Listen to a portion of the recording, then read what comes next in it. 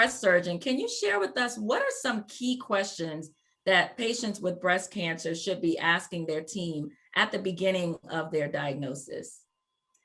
I think it's important to understand the type of cancer that you have. Is it non invasive? Is it invasive? It's important to know the characteristics of the tumor. Is this a hormone driven tumor? Is it a non hormone driven tumor or a triple negative tumor?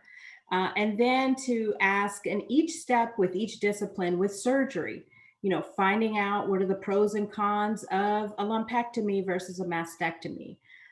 When you get to the medical oncologist, finding out the pros and cons of chemotherapy versus hormone therapy or doing both.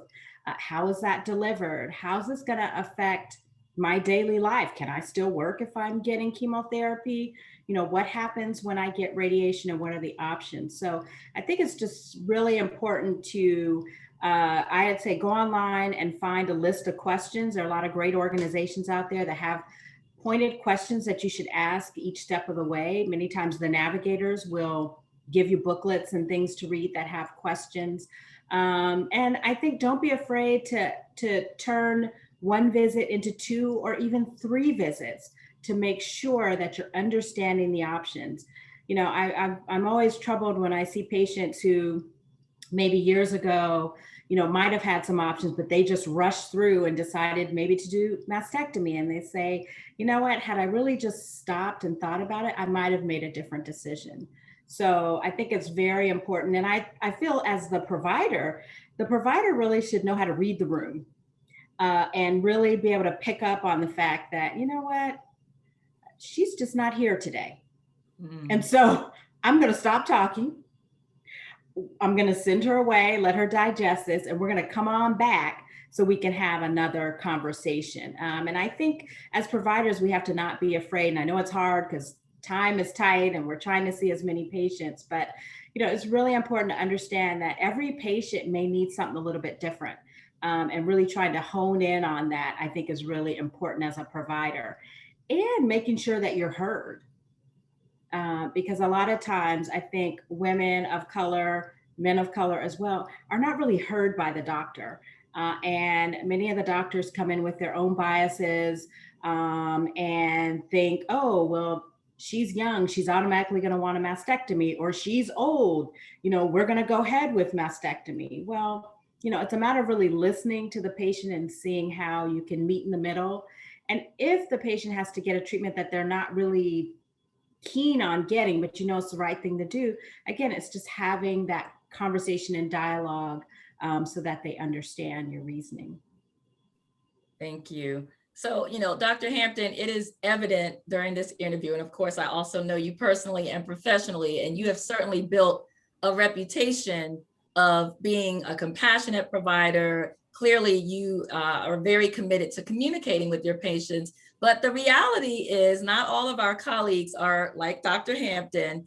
And so I'm thinking about something you said, about really kind of pushing back, so to speak. Sometimes we have to push back in a polite way with our healthcare providers. And you mentioned, maybe the woman is being faced, or the man, with treatment recommendations, and maybe they have some concerns about that. And I know that not every patient feels comfortable disagreeing with their doctor, or even engaging in a dialogue where, they want to actually have more conversation. So many people, even in 2021, adopt a paternalistic relationship with their doctor, where the doctor says, do this, and then they do it. And so is there any advice that you can give our listeners, our watchers, for when they're in that situation, with their breast surgeon or their oncologist, and they're just not feeling comfortable, or they don't feel like all of the treatment options are being presented? Are there any tips that you can provide for that?